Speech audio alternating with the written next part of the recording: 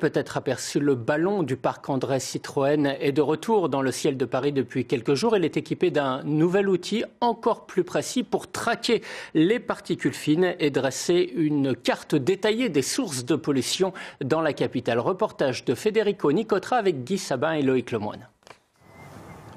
Plus de 6000 mètres cubes d'hélium s'élèvent dans le ciel parisien.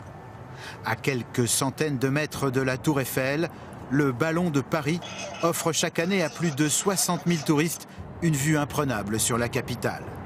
Mais à bord, l'aérostat embarque aussi une équipe de scientifiques venus tester un outil de mesure de la pollution atmosphérique.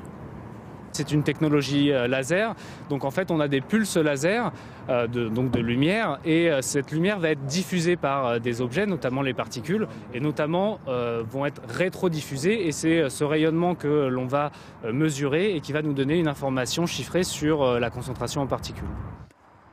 Cette machine expérimentale a été mise au point dans ce centre de recherche de la périphérie parisienne. Depuis un point fixe, grâce à ses visées laser, le lidar permet d'établir la carte de la pollution atmosphérique jusqu'à 15 km de distance.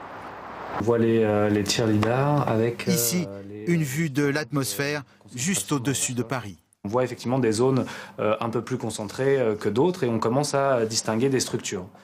Et donc c'est tout l'intérêt de ce qu'on veut faire au ballon, c'est d'essayer de faire ça sur un cadran, c'est-à-dire sur 360 degrés, et à plusieurs altitudes aussi pour voir la dispersion des particules. Un dispositif qui permettra non seulement de situer, mais de mesurer les sources de pollution dans Paris. Un outil supplémentaire pour aider à la prise de conscience, tant par le public que par les politiques, des dangers de la pollution sur notre santé. On commence à avoir des études très sérieuses qui démontrent l'impact sanitaire de la qualité de l'air.